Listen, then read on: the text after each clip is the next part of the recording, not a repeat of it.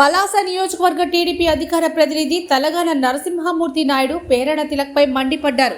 2014లో పలాస మండల వైసీపీ జెడ్పీటీసీగా నీ భార్య పెరాడ భార్గవి ప్రతినిధిగా ఎన్నికైనా నీవు అసమర్థుడిగా నిలిచిపోయావు. ఆ 5 సంవత్సరాల్లో ఈ పలాస వైసీపీ కార్యకర్తలు గాని ప్రజల సమస్యల మీద ఏ రోజు పోరాటం చేయని నీవు ఈ రోజు గాలికొచ్చిన పదవితో పలాస వచ్చి గౌతు కుటుంబం పైన, గౌతు శిరీష్ పైన అవాకులు చవాకులు పేలుతున్నావు. గౌతు కుటుంబాన్ని విమర్శించే స్థాయి నీకు లేదని, వ్యక్తిగత విమర్శలు చేస్తే నీవు నాయకుడివి కాలేవు సరికదా. నీ సొంత సామాజిక వర్గం మన్ననలు కూడా పొందలేవు. మొన్న జరిగిన 2019 ఎన్నికల్లో టెక్కల్నుండే కాదు, ఈ పలాస నియోజకవర్గ ప్రజలు కూడా తరిమి కొడతారని హితవు పలికారు. పేడాడ తిలక్ గారు మొన్న పలాస నియోజకవర్గం వచ్చి ఇక్కడ ఏదో వైసీపీ బహిరంగ సభలో నువ్వు మాట్లాడుతున్న అవాకులు చవకులు ప్రజలు గమనిస్తున్నారు. ఏమంటున్నావు? గౌతు ఫ్యామిలీకి ఎవరు నువ్వు అంటున్నావు? గౌతు శిరీషమ్మకి నీకు బుర్ర ఉందా, బుద్ధి ఉందా అని అడుగుతున్నావు స్టేజ్ మీద నుంచి. అసలు నీకు ఒక విషయం అర్థమవుతుందా లేదా? ఈ పలాస నియోజకవర్గంలో 2019కి ముందు అంటే 2014లో వలస వచ్చి ఈ పలాస మండలంలో నువ్వు జడ్పీటీసీగా పోటీ చేస్తే ఆ రోజుల్లో నీకు ఎల్లలు కూడా ఆ రోజుకు తెలియవు.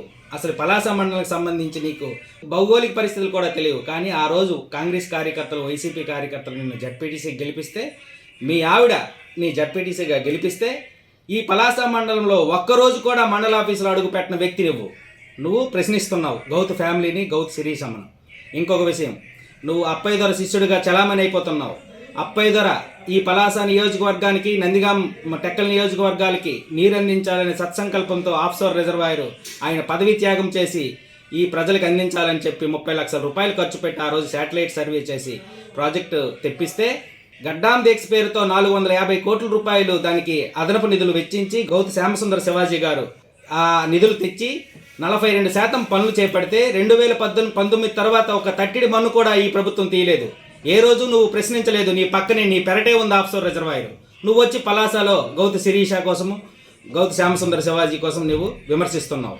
నువ్వు ఉత్సవ విగ్రహం మాత్రమే, నీకు ఎప్పుడు మార్చేస్తారో తెలియదు.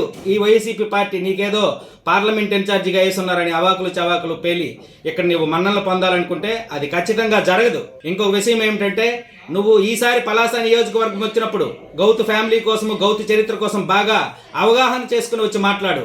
ఇంకొకసారి స్టేజ్ మీద నువ్వు అవాకులు చవాకులు మాట్లాడితే ఈ పలాస ప్రజలు నిన్ను ఖచ్చితంగా ఉపేక్షించరు, నీకు తరిమి కొడతారని హెచ్చరించడం జరుగుతుంది.